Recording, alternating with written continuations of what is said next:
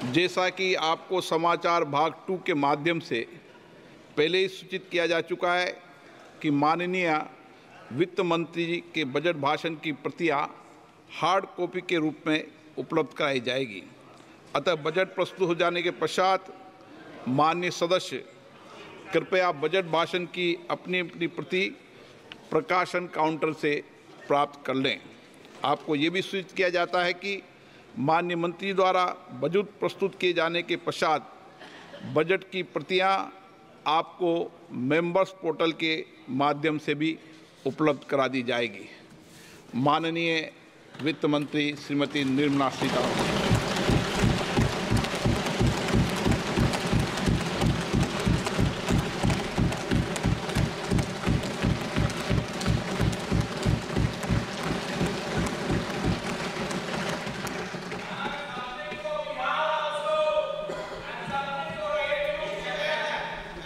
Honourable Speaker, I present the budget for 24-25.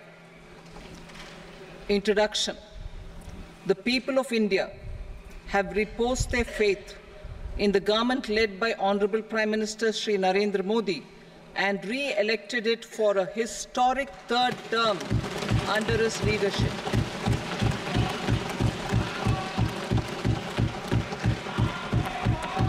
We are grateful for their support, faith, and trust in our policies.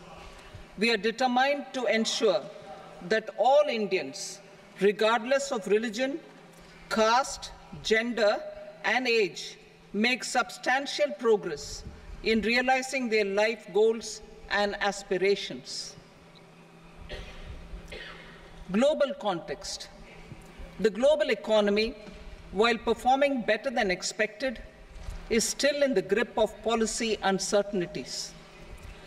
Elevated asset prices, political uncertainties, and shipping disruptions continue to pose significant downside risks for growth and upside risks to inflation. In this context, India's economic growth continues to be the shining exception and will remain so in the years ahead.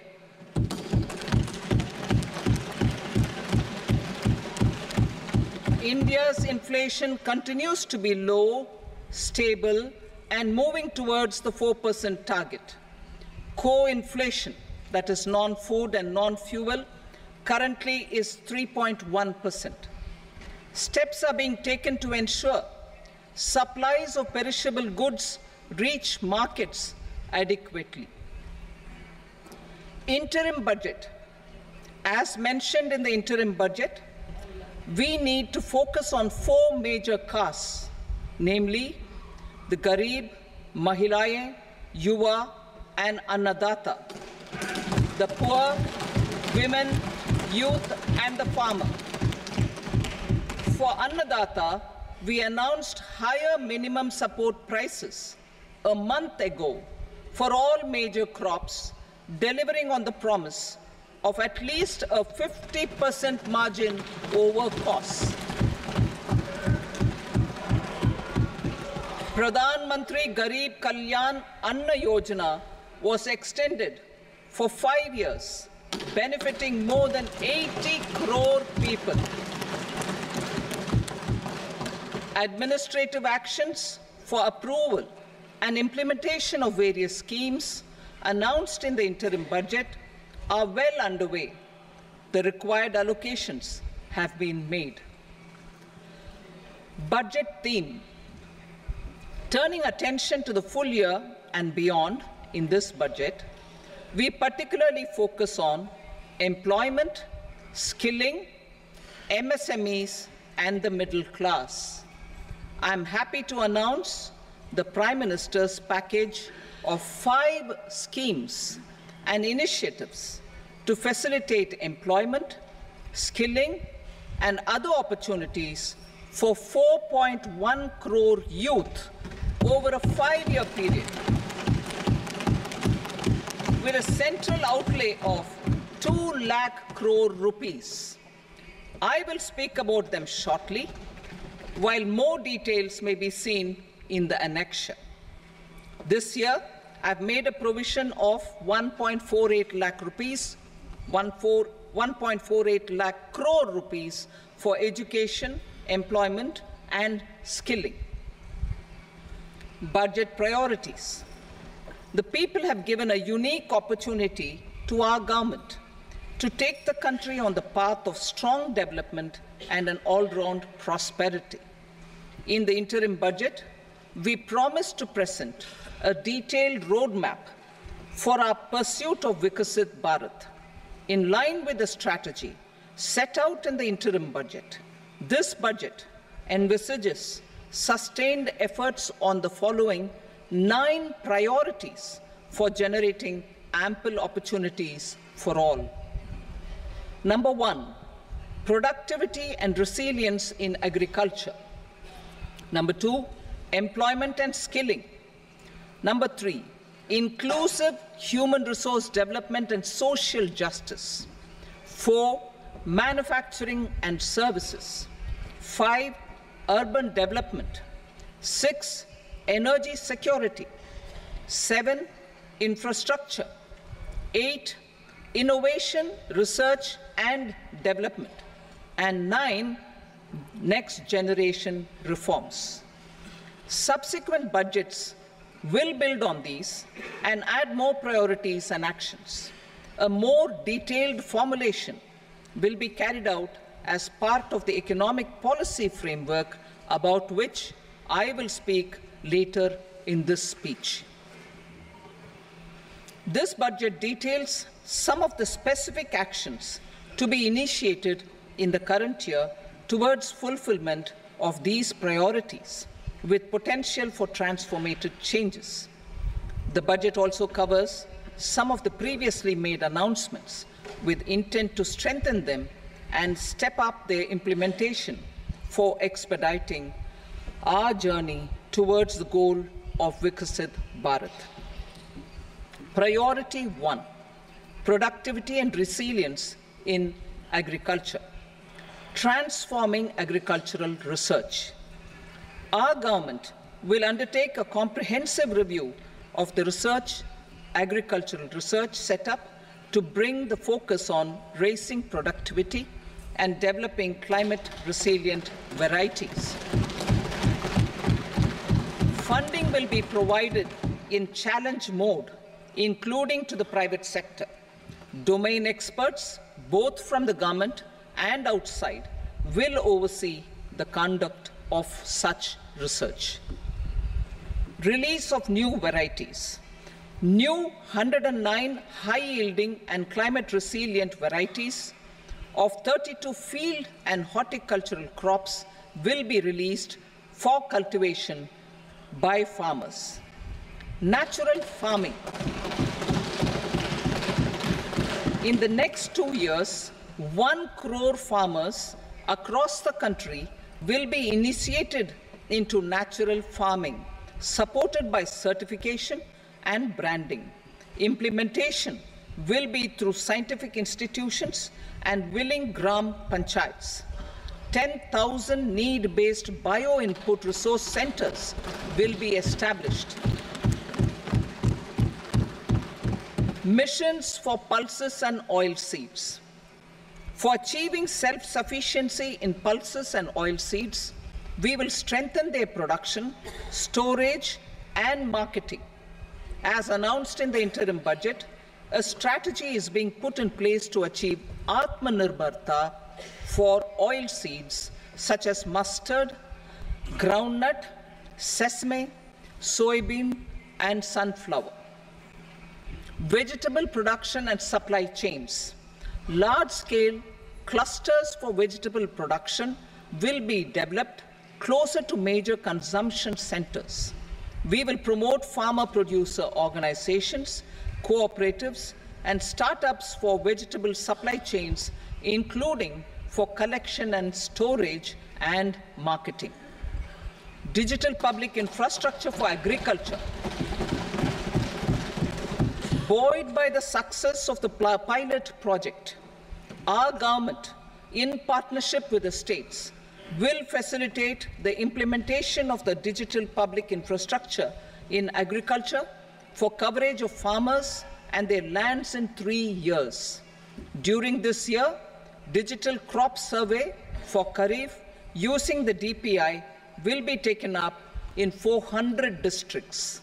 The details of 6 crore farmers and their lands will be brought into the farmer and land registries. Further, the issuance of Jan Samarth-based Kisan credit cards will be enabled in 5 states. Shrimp production and export. Financial support for setting up a network of nucleus breeding centers for shrimp brood stocks will be provided. Financing for shrimp farming, processing, and export will be facilitated through NABARD. National cooperation policy. Our government will bring out a national cooperation policy for systematic, orderly, and all-round development of the cooperative sector, fast-tracking growth of rural economy and generation of employment opportunities on a large scale will be the policy goal.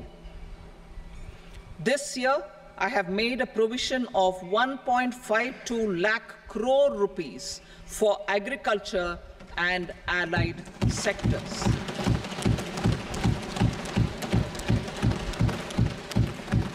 Priority 2, employment and skilling. Employment-linked incentive. Our government will implement following 3 schemes for employment-linked incentive as part of the Prime Minister's package.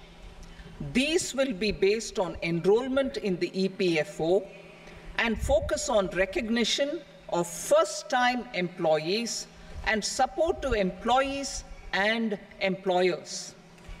Scheme A, first-timers. This scheme will provide 1 month wage to all persons newly entering the workforce in all formal sectors.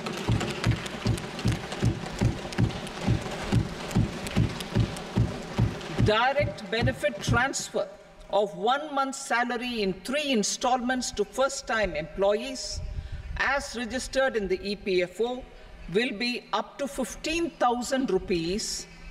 The eligibility limit will be a salary of 1 lakh per month.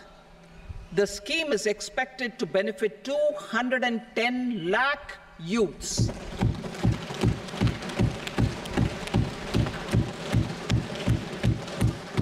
Scheme B, job creation in manufacturing. This scheme will incentivize additional employment in the manufacturing sector linked to the employment of first-time employees. An incentive will be provided at specified scale directly both to the employee and the employer with respect to the EPFO contribution in the first 4 years of employment. The scheme is expected to benefit 30 lakh youth entering employment and their employers.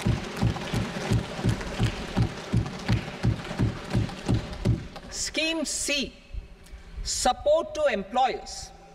This employer-focused scheme will cover additional employment in all sectors.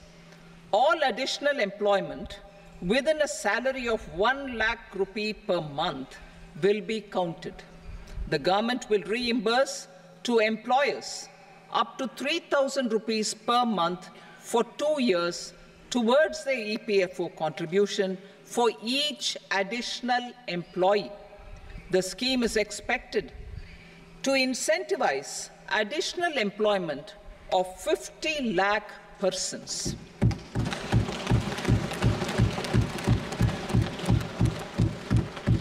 Participation of women in the workforce. We will facilitate higher participation of women in the workforce through setting up of working women hostels in collaboration with industry and establishing creches. In addition, the partnership will seek to organize women-specific skilling programs and promotion of market access for women SHG enterprises. Skilling program. I'm happy to announce a new centrally sponsored scheme as the fourth scheme under the Prime Minister's package for skilling in collaboration with state governments and industry. 20 lakh youth will be skilled over a 5-year period.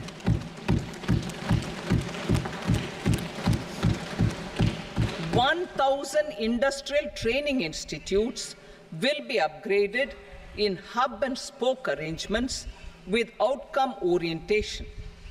Course content and design will be aligned to the skill needs of industry, and new courses will be introduced for emerging needs. Skilling loans.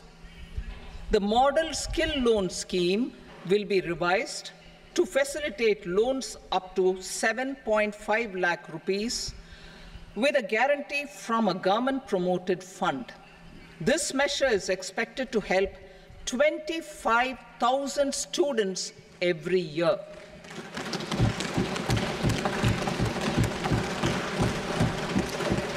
Education loans. For helping our youth who have not been eligible for any benefit under government schemes and policies, I am happy to announce a financial support for loans up to 10 lakh rupees for higher education in domestic institutions.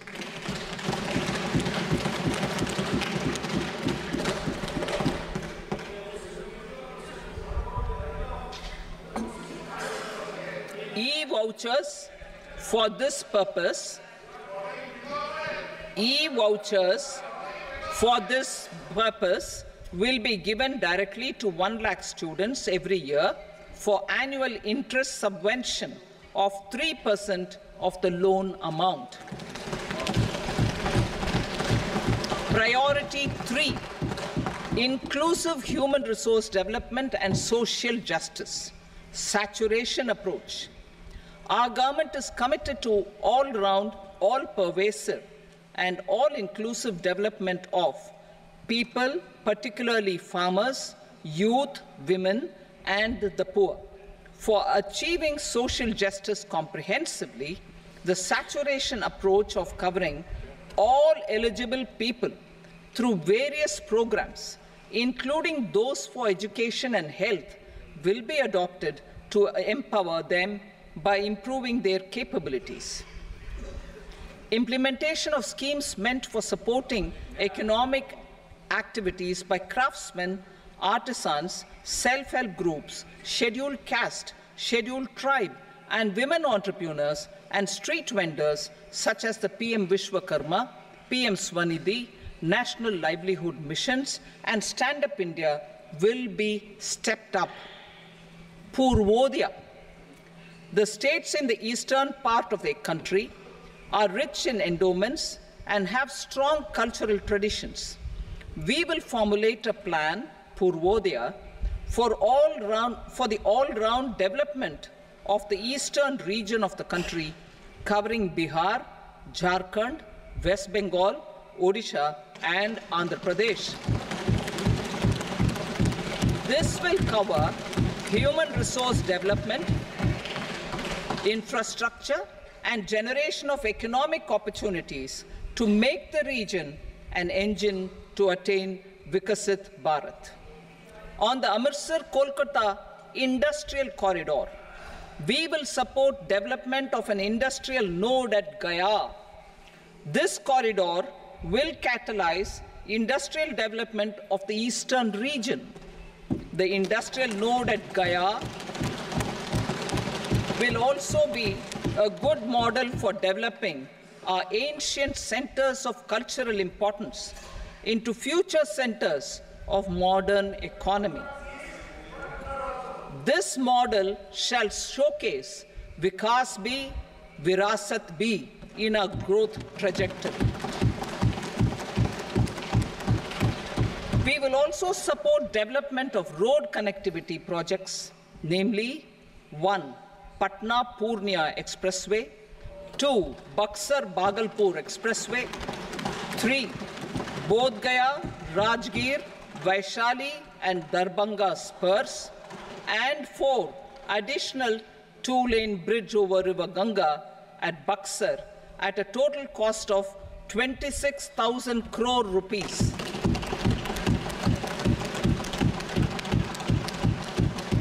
Power projects, including setting up of a new 2,400 megawatt power plant at Pir Painti, will be taken up at a cost of 21,400 crore rupees. New airports, medical colleges, and sports infrastructure in Bihar will be constructed. An additional allocation to support capital investments will be provided. The requests of Bihar government for external assistance from multilateral development banks will be expedited.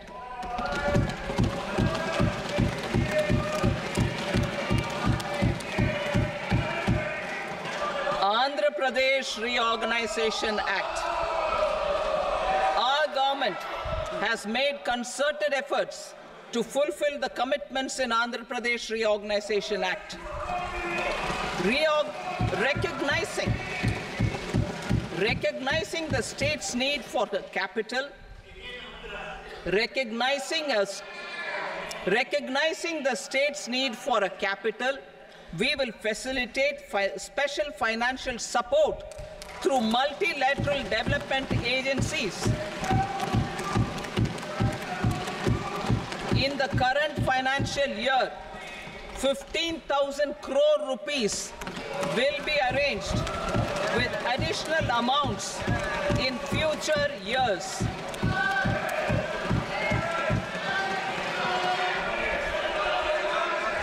Our government is fully committed to financing and early completion of the Polavaram irrigation project, which is the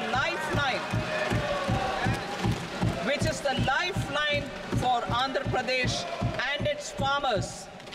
This will facilitate our country's food security as well. Under the Andhra Pradesh Reorganization Act, for promoting industrial development, funds will be provided for essential infrastructure such as water, power, railways, and roads in Kopparthi node on the Visakhapatnam-Chennai Industrial Corridor and Varavakal node on the Hyderabad-Bengaluru Industrial Corridor. An additional allocation will be provided this year towards capital investment for economic growth. Grants for backward regions of Rayalaseema, Prakasham, North Coastal Andhra, as stated in the Act, will be provided. PM Awas Yojana. 3 crore additional houses under the PM Awas Yojana in rural and urban areas in the country have been announced, for which the necessary allocations are being made. Women-led development. For promoting women-led development, the budget carries an allocation of more than 3 lakh crore for schemes benefiting women and girls. This signals our government's commitment for enhancing women's role in economic development. Pradhan Mantri Janjatiya Unnat Gram Abhiyan. For improving the socio-economic condition of tribal communities, we will launch the Pradhan Mantri Janjatiya Unnat Gram Abhiyan by adopting saturation coverage for tribal families in tribal majority villages and aspirational districts.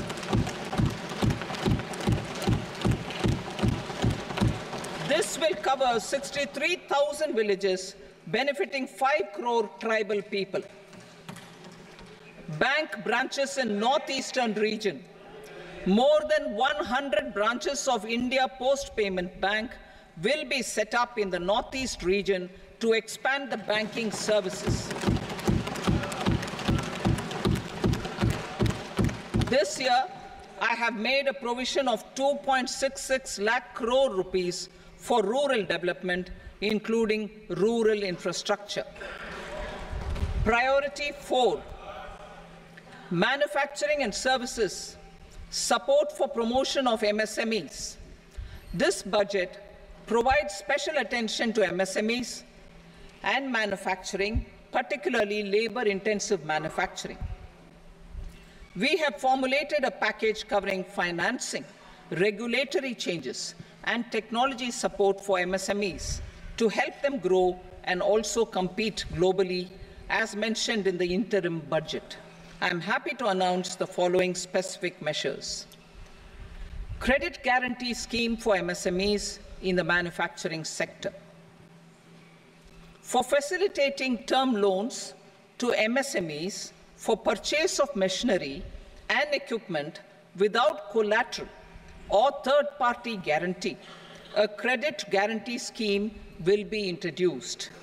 The scheme will operate on pooling of credit risks of such MSMEs. A separately constituted self-financing guarantee fund will provide to each applicant guarantee cover up to 100 crore rupees, while the loan amount may be larger. The borrower will have to provide an upfront guarantee fee and an annual guarantee fee on the reducing loan balance.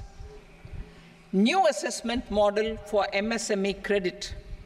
Public sector banks will build their own in-house capability to assess MSMEs for credit instead of relying on external assessment. They will also take a lead in developing or getting developed a new credit assessment model based on the scoring of digital footprints of the MSMEs in the economy. This is expected to be a significant improvement over the traditional assessment of credit eligibility based only on asset or turnover criteria. That will also cover MSMEs without a formal accounting system. Credit support to MSMEs during stress period. I'm happy to announce a new mechanism for facilitating continuation of bank credit to MSMEs during their stress period while being in special mention account, SMA stage, for reasons beyond their control. MSMEs need credit to continue their business and to avoid getting into the NPA stage. Credit availability will be supported through a guarantee from a government-promoted fund. Mudra loans. The limit of Mudra loans will be enhanced to 20 lakh from the current 10 lakh for those entrepreneurs who have availed and successfully repaid previous loans under the Tarun category. Enhanced scope for mandatory onboarding in trades. For facilitating MSMEs to unlock their working capital by converting their trade receivables into cash, I propose to reduce the turnover threshold of buyers for mandatory onboarding on the trades platform from rupees 500 crore to 250 crore rupees. This measure will bring 22 more CPSCs and 7,000 more companies onto the platform. Medium enterprises will also be included in the scope of the suppliers. SIDBI branches in MSME clusters. SIDBI will open new branches to expand its reach to serve all major MSME clusters within 3 years and provide direct credit to them. With the opening of 24 such branches this year, the service coverage will expand to 168 out of 242 major clusters. MSME units for food irradiation, quality and safety testing. Financial support for setting up of 50 multi-product food irradiation units in the MSME sector will be provided. Setting up of 100 food quality and safety testing labs with NABL accreditation will be facilitated. E-commerce export hubs. To enable MSMEs and traditional artisans to sell their products in international markets, e-commerce export hubs will be set up in public-private partnership mode. These hubs, under a seamless regulatory and logistic framework, will facilitate trade and export-related services under one roof. Measures for promotion of manufacturing and services. Internship in top companies. As the fifth scheme under Prime Minister's package, our government will launch a comprehensive scheme for providing internship opportunities in 500 top companies to 1 crore youth in 5 years. They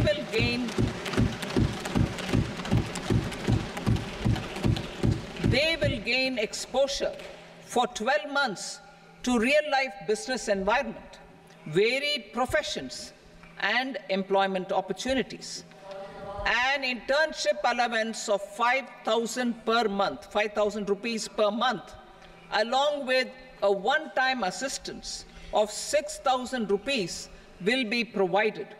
Companies will be expected to bear the training cost and 10% of their internship cost from their CSR funds. Industrial parks. Our government will facilitate development of investment-ready, plug-and-play industrial parks with complete infrastructure in or near 100 cities in partnership with the states and private sector by better using town planning schemes. 12 industrial parks under the National Industrial Corridor Development Program also will be sanctioned.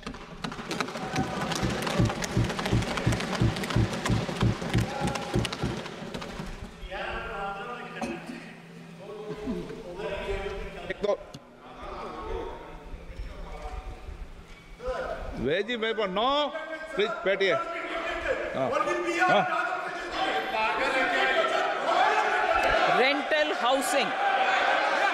Rental housing with dormitory type accommodation for industrial workers will be, just 1 minute. Rental housing, I repeat, rental housing with dormitory type accommodation for industrial workers will be facilitated in PPP mode with VGF support and commitment from anchor industries.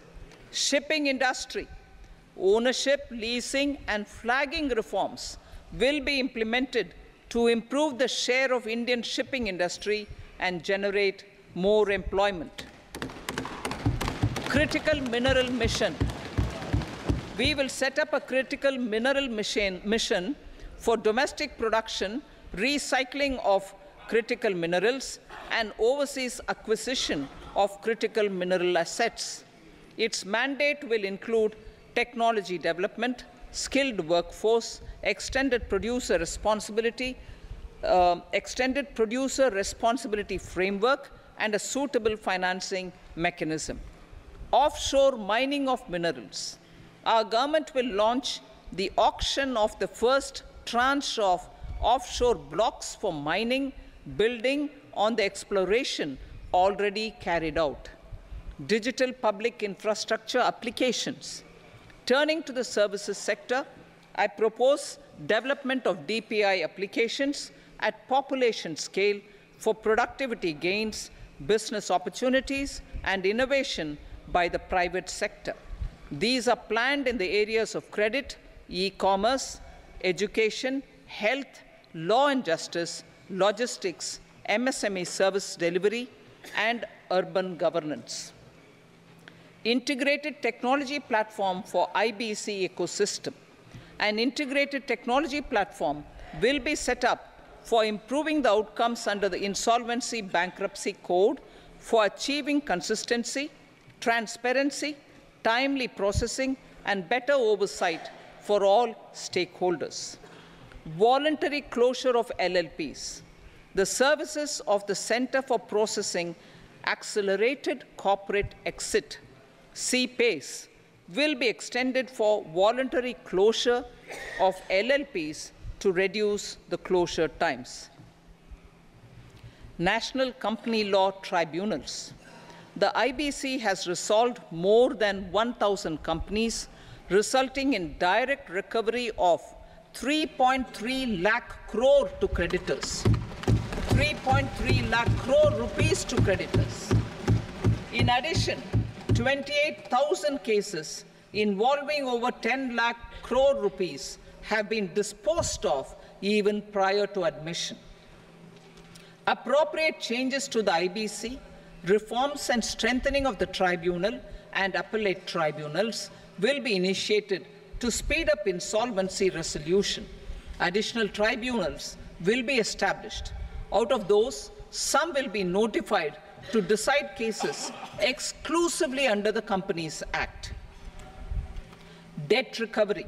Steps for reforming and strengthening debt recovery tribunals will be taken. Additional tribunals will be established to speed up recovery.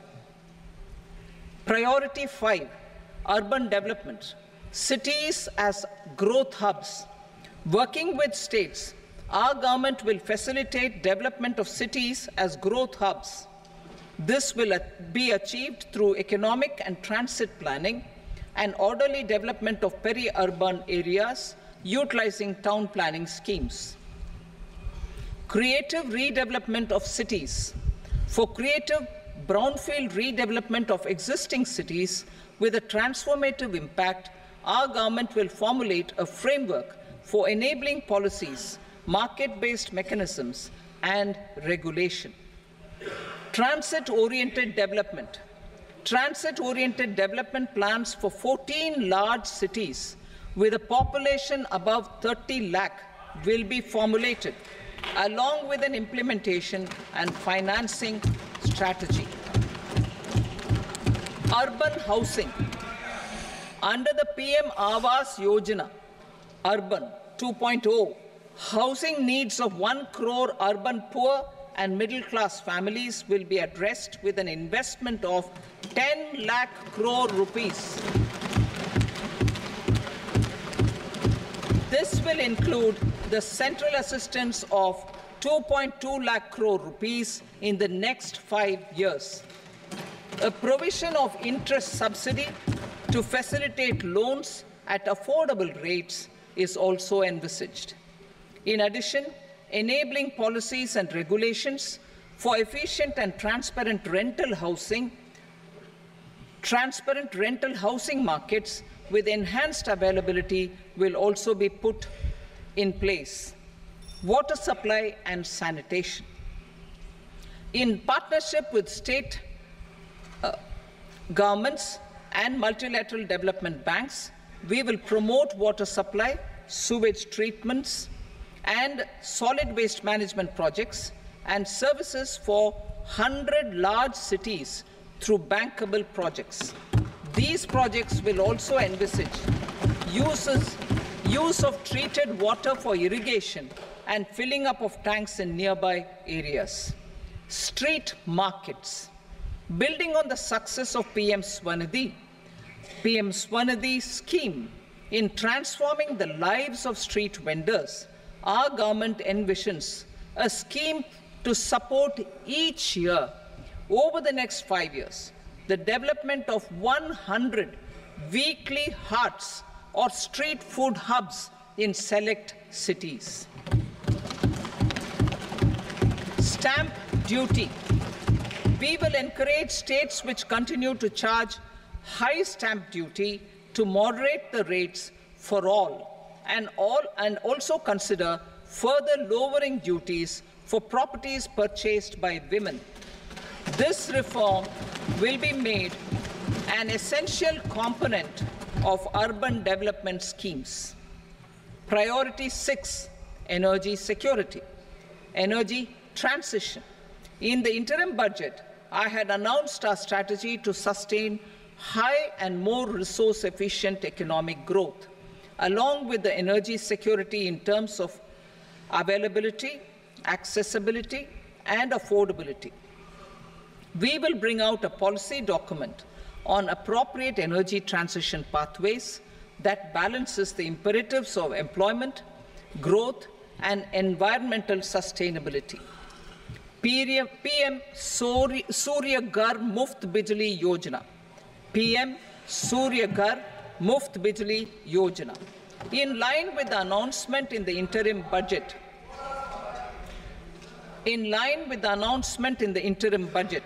PM Surya Ghar Muft Bijli Yojana has been launched to install rooftop solar plants to enable 1 crore households obtain free electricity up to 300 units every month. The scheme has generated remarkable response with more than 1.28 crore registrations and 14 lakh applications, and we will further encourage it. Pumped storage policy. A policy for promoting pumped storage projects will be brought out for electricity storage and facilitating smooth integration of the growing share of renewable energy with its variable and intermittent nature in the overall energy mix. Research and development of small and modular nuclear reactors. Nuclear energy is expected to form a very significant part of the energy mix for Vikasit Bharat. Towards that pursuit, our government will partner with the private sector for 1. Setting up Bharat Small Reactors, 2. Research and development of Bharat Small Modular Reactor, and 3. Research and development of newer technologies for nuclear energy. The R&D funding announced in the interim budget will be made available for this sector also. Advanced ultra supercritical thermal power plants. The development of indigenous technology for advanced ultra supercritical thermal power plants with much higher efficiency has been completed. A joint venture between NTPC and BHEL will set up a full-scale 800 megawatt commercial plant using AUSC technology. The government will provide the required fiscal support. Moving forward, development of indigenous capacity for the production of high-grade steel and other advanced metallurgy materials for these plants will result in strong spin-off benefits for the economy. Roadmap for hard-to-abate industries. A roadmap for moving the hard-to-abate industries from energy efficiency targets to emission targets will be formulated. Appropriate regulations for transition of these industries from the current perform, achieve, and trade mode to Indian carbon market mode will be put in place. Support to traditional micro and small industries. An investment-grade energy audit of traditional micro and small industries in 60 clusters, including brass and ceramic, will be facilitated. Financial support will be provided for shifting them to cleaner forms of energy and implementation of energy efficiency measures.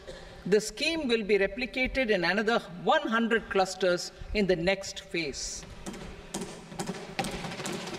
Priority 7, infrastructure investment by central government. Significant investment the central government has made over the years in building and improving infrastructure has had a strong multiplier effect on the economy.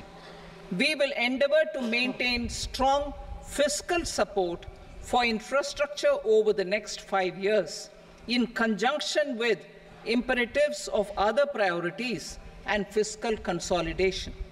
This year, I have provided 11,11,111 crore rupees for capital expenditure.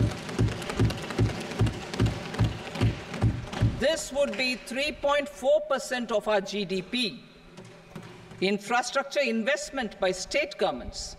We will encourage states to provide support of similar scale for infrastructure, subject to their development priorities. A provision of 1.5 lakh crore rupees for long-term interest-free loans have been made this year, also to support the states in their resource allocation.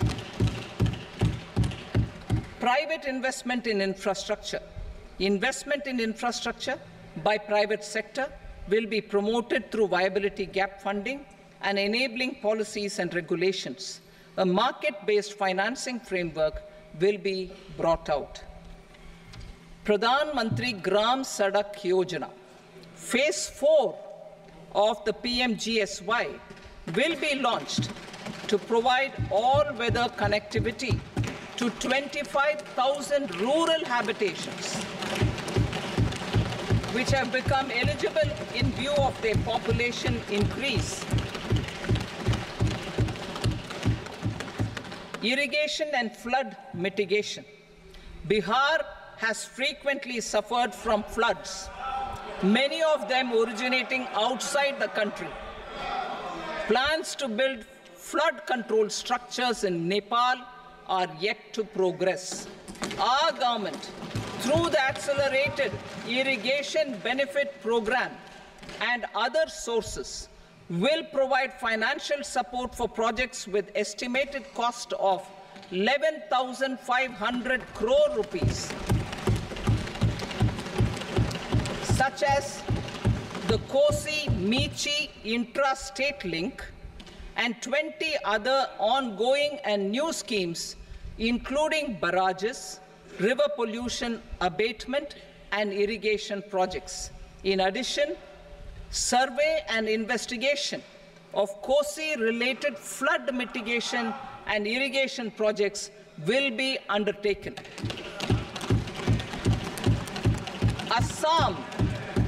Assam grapples with floods every year by the Brahmaputra River and its tributaries originating outside India. We will provide assistance to Assam for flood management and related projects.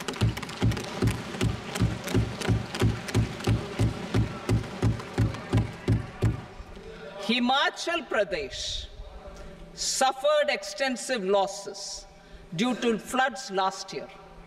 Our government will provide assistance to the state for reconstruction and rehabilitation through multilateral development assistance.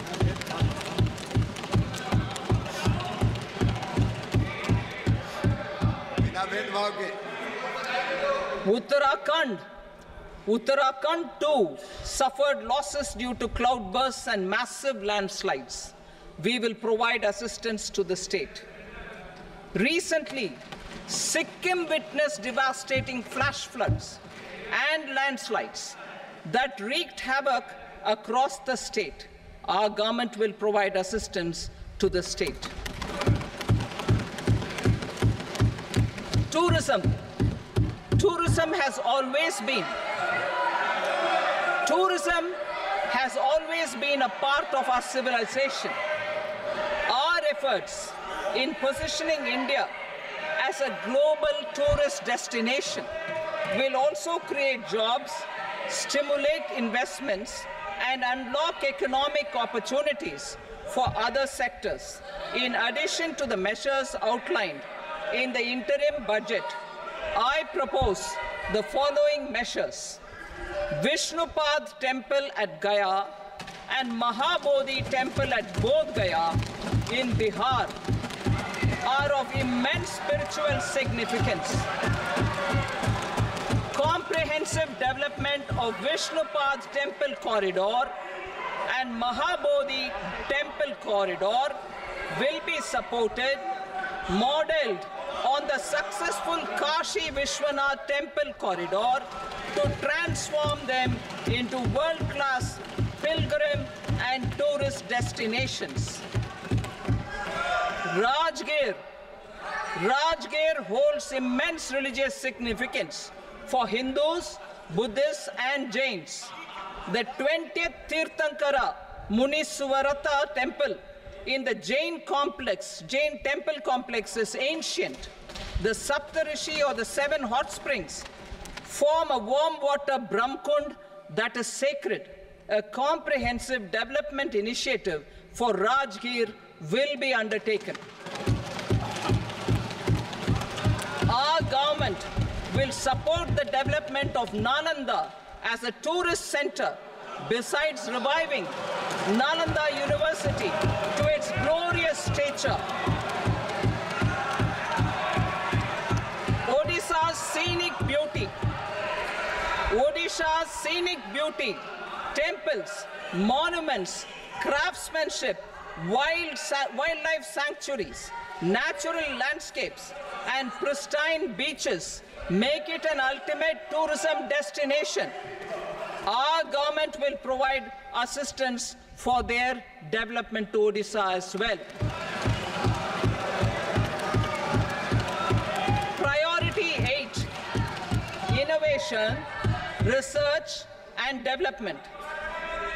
We will operationalize the Anusandhan National Research Fund for basic research and prototype development. Further, we will set up a mechanism for spurring private sector-driven research and innovation at commercial scale, with a financing pool of 1 lakh crore rupees in line with the announcement in the interim budget. Space economy. With our continued emphasis on expanding the space economy by 5 times in the next 10 years, a venture capital fund of 1,000 crore rupees will be set up. Priority 9, next generation reforms. Economic policy framework. We will formulate an economic policy framework to delineate the overarching approach to economic development and set the scope of the next generation of reforms for facilitating employment opportunities and sustaining high growth.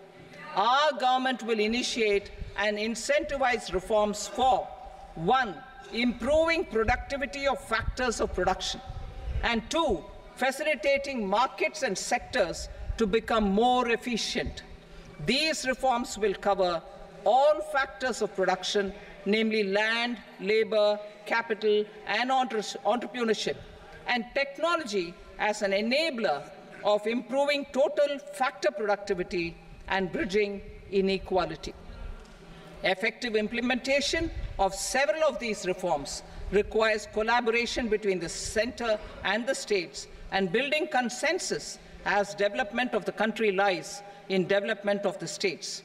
For promoting competitive federalism and incentivizing states for faster implementation of reforms, I propose to earmark a significant part of the 50-year interest-free loan. Working with the states, we will initiate the following reforms.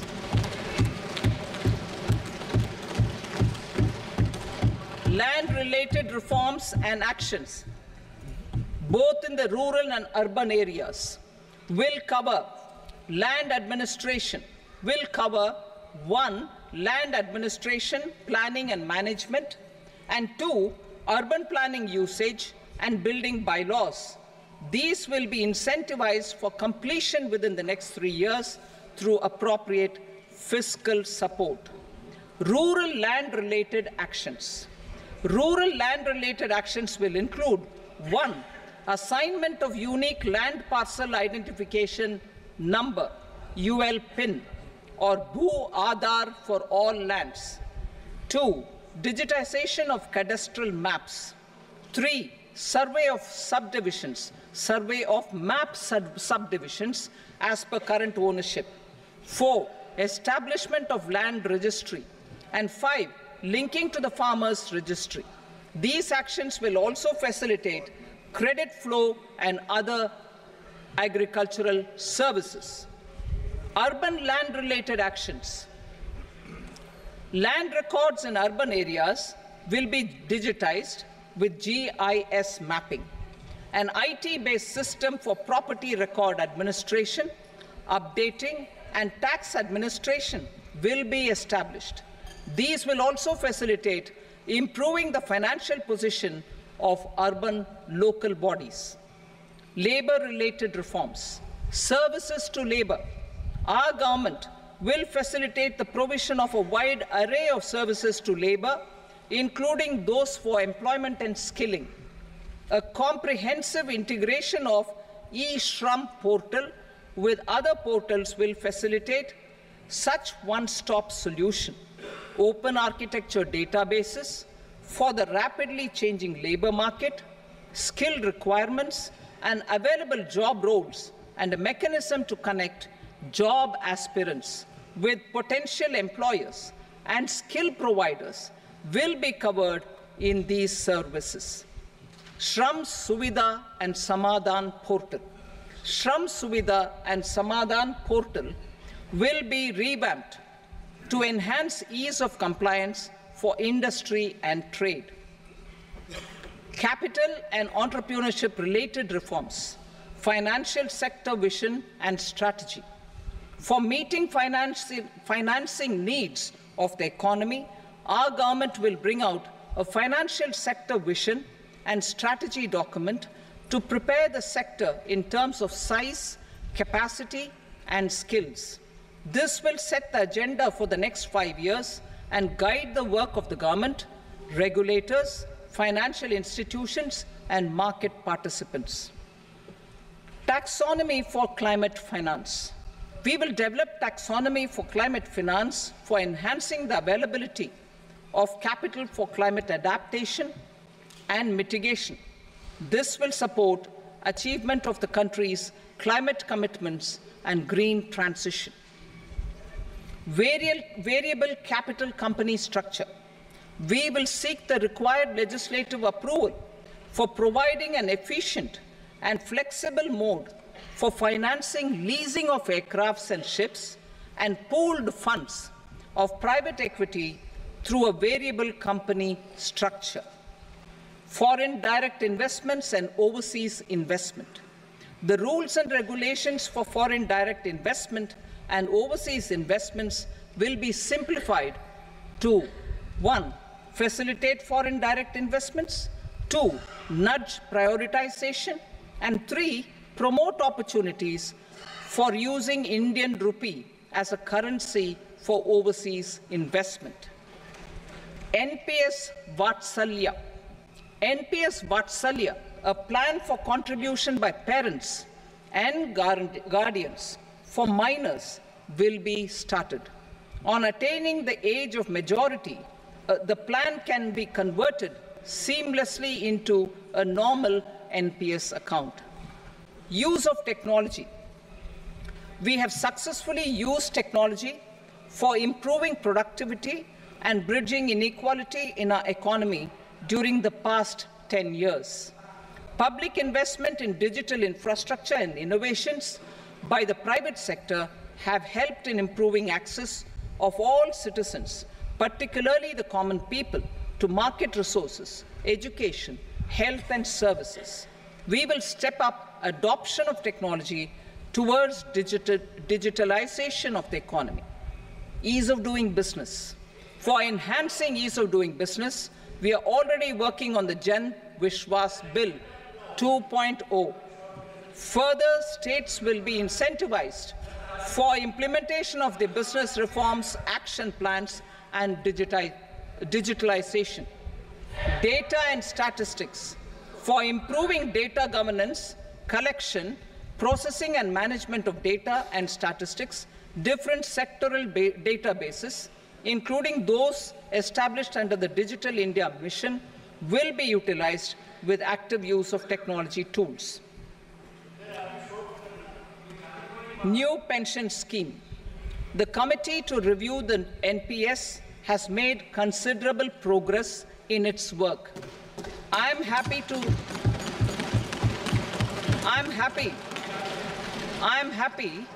that the staff side of the National Council of the Joint Consultative Machinery for Central Government Employees has taken a constructive approach. A solution will be evolved which addresses the relevant issues while maintaining fiscal prudence to protect the common citizens. Budget estimates for 24-25.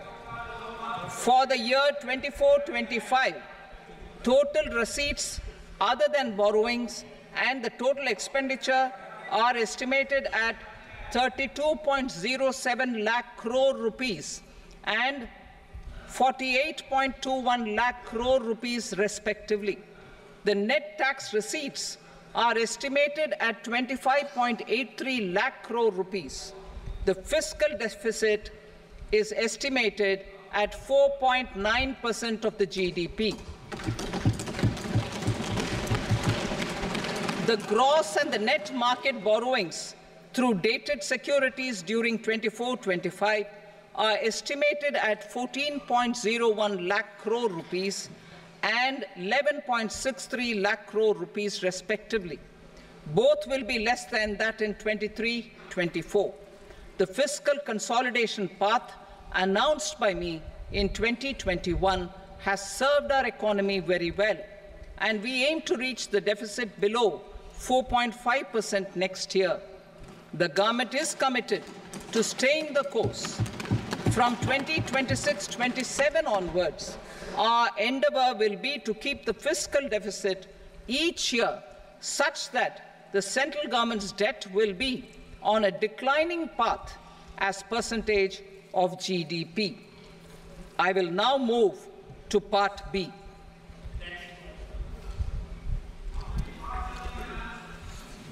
Indirect taxes. Sir, I start with GST.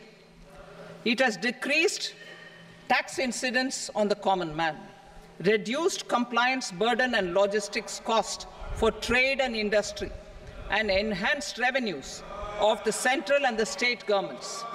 It is a success of vast proportions. To multiply the benefits of GST, we will strive to further simplify and rationalize the tax structure and endeavour to expand it to the remaining sectors. My proposals for customs duties intend to support domestic manufacturing, deepen local value addition, promote export competitiveness, and simplify taxation while keeping the interest of the general public and consumers surmount. In Budget 22-23, we reduced the number of customs duty rates. I propose to undertake a comprehensive review of the rate structure over the next 6 months to rationalize and simplify it for ease of trade, removal of duty inversion, and reduction of disputes. I shall now take up sector-specific customs duty proposals. Medicine and medical equipments. To provide relief to cancer patients, I propose to fully exempt 3 more medicines from customs duties.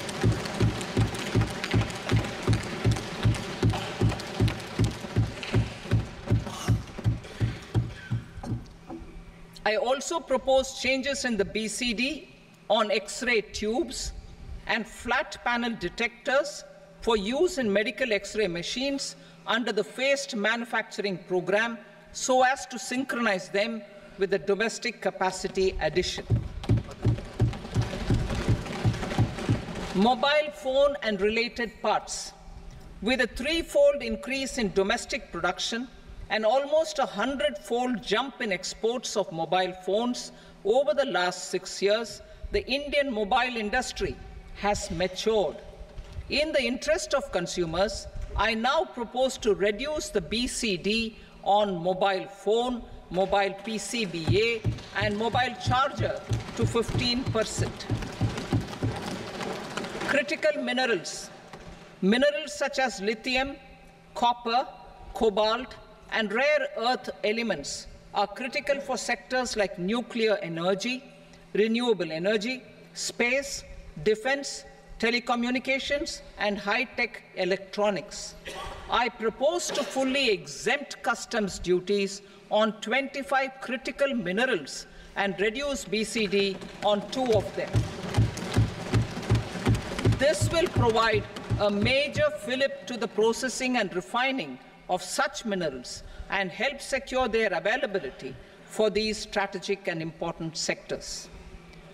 Solar energy. Energy transition is critical in the fight against climate change.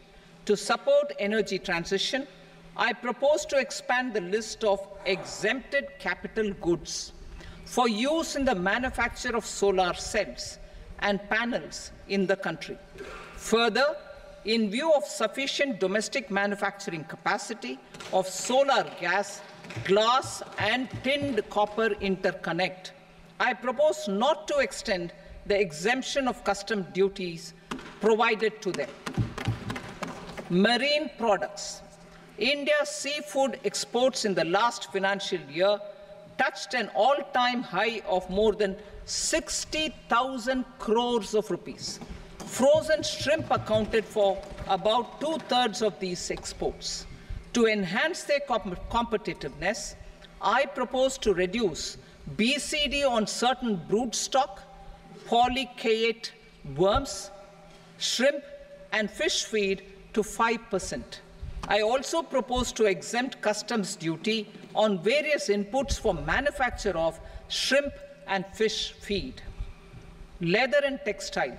Similarly, to enhance the competitiveness of exports in the leather and textile sectors, I propose to reduce BCD on real down-filling material from duck or goose. I am also making additions to the list of exempted goods for manufacture of leather and textile garments, footwear, and other leather articles for export. To rectify inversion in duty, I propose to reduce BCD subject to conditions on methylene diphenyl diisocyanate, MDI, for manufacture of spandex yarn from 7.5 to 5%. Furthermore, the export duty structure on raw hides, skin, and leather is proposed to be simplified and rationalized. Precious metals. To enhance domestic value addition in gold and precious metal jewelry in the country, I propose to reduce customs duties on gold and silver to 6% and that of platinum to 6.4%. Other metals. Steel and copper are important raw materials. To reduce their cost of production, I propose to remove the BCD on ferronickel and blister copper. I am also continuing with nil BCD on ferrous scrap and nickel cathode and concessional BCD of 2.5% on copper scrap. Electronics. To increase value addition in the domestic electronics industry, I propose to remove the BCD subject to conditions on oxygen-free copper for manufacture of resistors. I also propose to exempt certain parts for manufacture of connectors. Chemicals and petrochemicals. To support existing and new capacities in the pipeline, I propose to increase the BCD on ammonium nitrate from 7.5% to 10%. Plastics. PVC flex banners are non-biodegradable and hazardous for environment and health. To curb their imports, I propose to raise the BCD on them from 10 to 25%. Telecommunication equipment.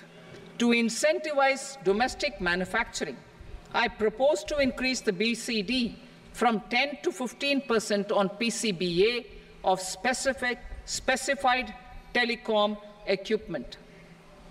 Trade facilitation. To promote domestic aviation and boat and ship MRO, I propose to extend the period for export of goods imported for repairs from 6 months to 1 year. I'll read that again. To promote domestic aviation and boat and ship maintenance, repair and operations, I propose to extend the period for export of goods imported for repairs from 6 months to 1 year. In the same vein, I propose to extend the time limit for re-import of goods for repairs under warranty from 3 to 5 years. I now move to direct taxes. We will continue our efforts to simplify taxes, improve taxpayer services, provide tax certainty, and reduce litigation while enhancing revenues for funding the development and welfare schemes of the government. It has been our endeavour to simplify taxation. We have taken a number of measures in the last few years, including introduction of simplified tax regimes without exemptions and deductions for corporate tax and for personal income tax. This has been appreciated by taxpayers. 58% of corporate tax came from the simplified tax regime in the financial year 22-23. Similarly, as per data available till now, for the last fiscal, more than 2/3 have availed the new personal income tax regime. Comprehensive review of the Income Tax Act. I am now announcing a comprehensive review of the Income Tax Act 1961. The purpose is to make the Act concise, lucid, easy to read and understand. This will reduce disputes and litigation, thereby providing tax certainty to the taxpayers. I will also bring down the demand embroiled in litigation. It is proposed to be completed in 6 months.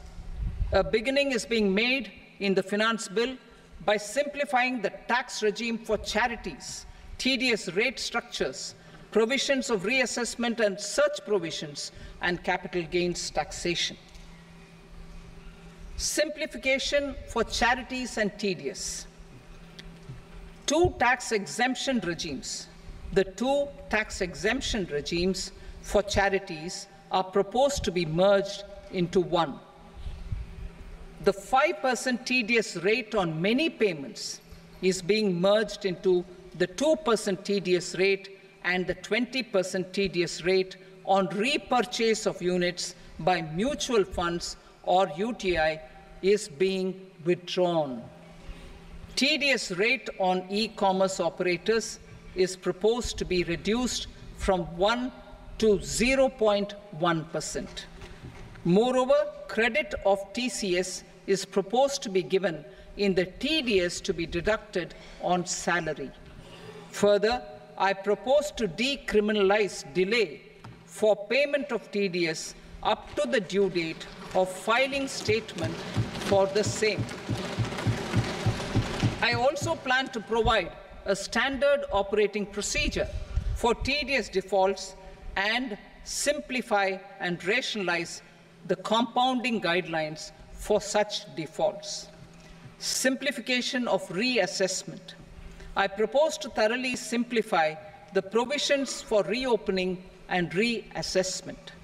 An assessment hereinafter can be reopened beyond 3 years from the end of the assessment year only if the escaped income is 50 lakh rupees or more, up to a maximum period of 5 years from the end of the assessment year. Even in such cases, a time limit of 6 years before the year of the search, as against the existing time limit of 10 years, is being proposed. This will reduce tax uncertainty and disputes. Simplification and rationalization of capital gains. Capital gains taxation is also proposed to be hugely simplified. Short-term gains on certain financial assets shall henceforth attract a tax rate of 20%, while that on all other financial assets and all non-financial assets shall continue to attract the applicable tax rate.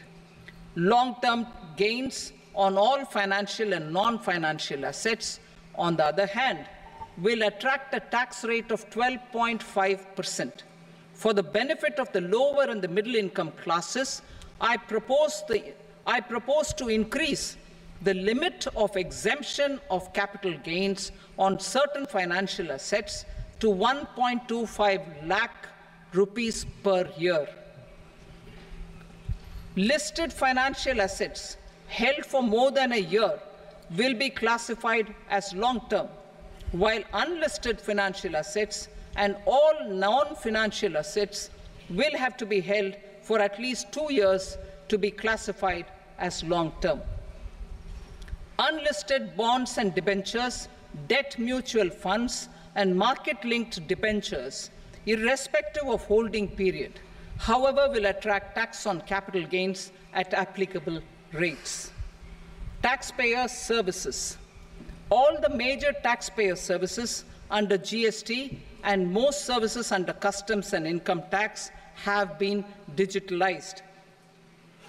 All remaining services of customs and income tax, including rectification and order giving effect to appellate orders, shall be digitalized and made paperless over the next 2 years. Litigation and appeals.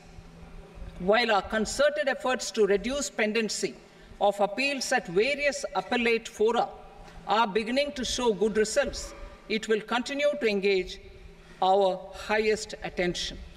To dispose of the backlog of first appeals, I plan to deploy more officers to hear and decide such appeals, especially those with large tax effect.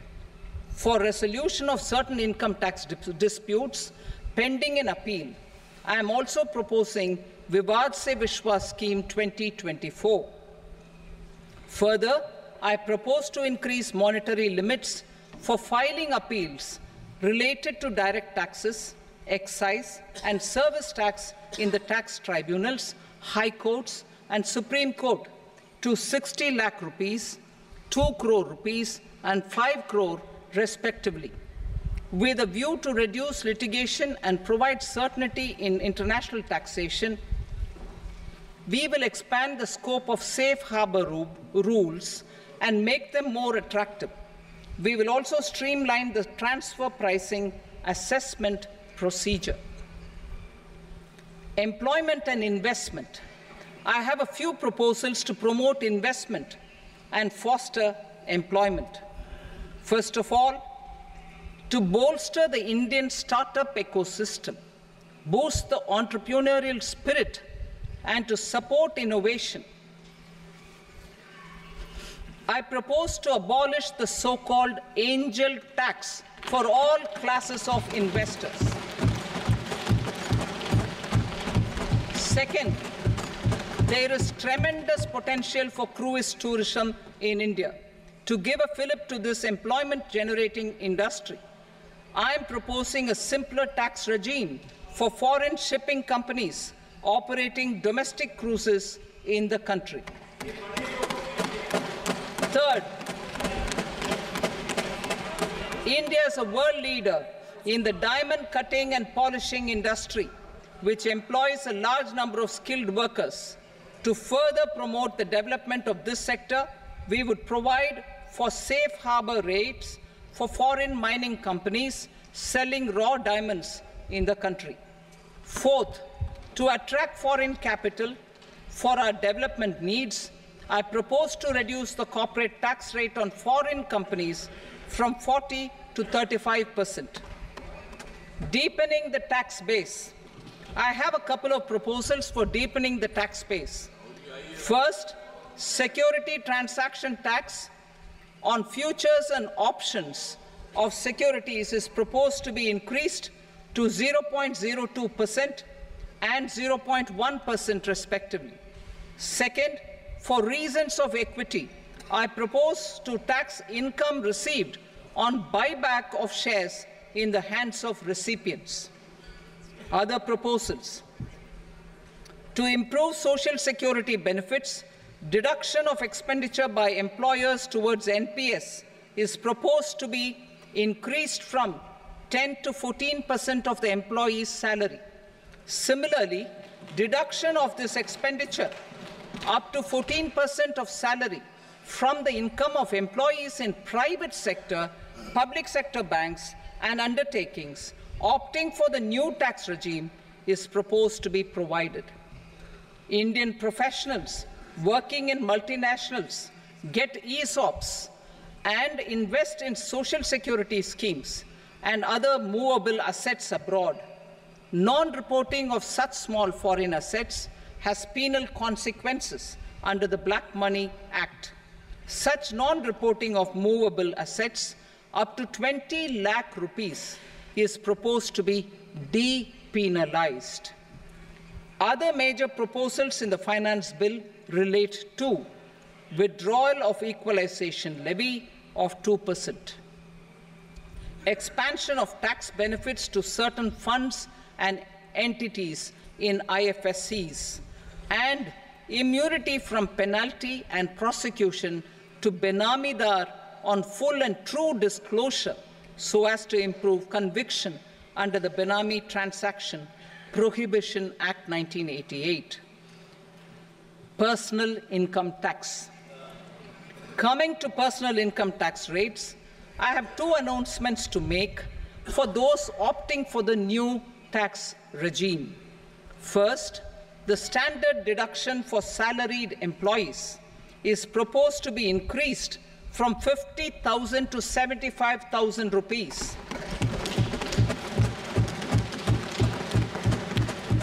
Similarly, deduction on family pension for pensioners is proposed to be enhanced from 15,000 to 25,000 rupees. This will provide relief to about 4 crore salaried individuals and pensioners.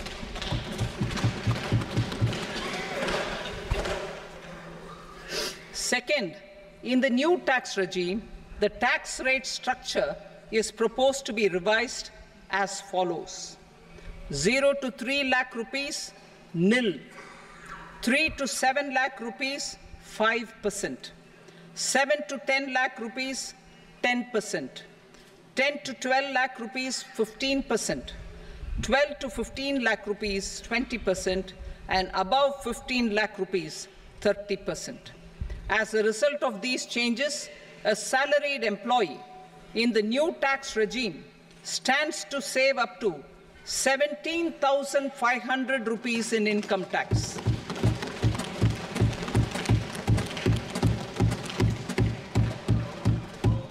Apart from these, I am also making some other changes as given in the annexure. As a result of these proposals, revenue of about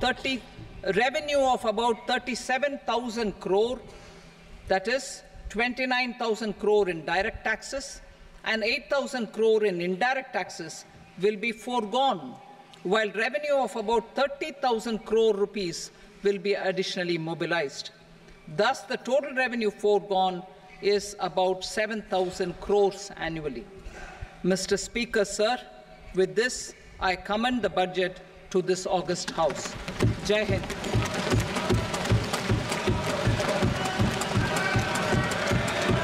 Item number 2. Item number 2.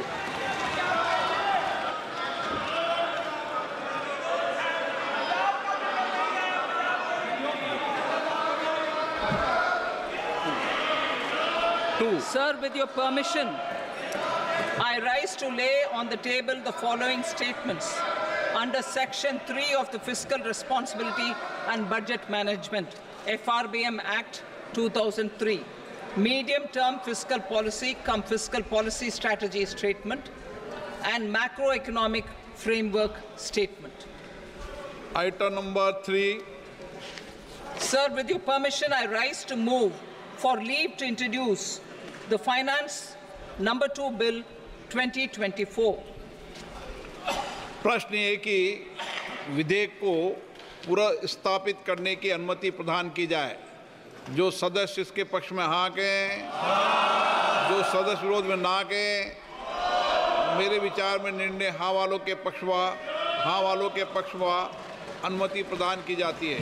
माननीय मंत्री जी, अब विधेयक पुनर्स्थापित करें। Sir, I introduce the bill. Item number 4, The Union Territory of Jammu and Kashmir budget. Sir, I rise to present a statement, Hindi and English versions, of the estimated receipts and expenditure of the Union Territory of Jammu and Kashmir for the year 24-25. सभा की कार्रवाई कल बुधवार दिनांक 24 जुलाई 2024 को प्राप्त 11 बजे तक के लिए स्थगित की जाती है।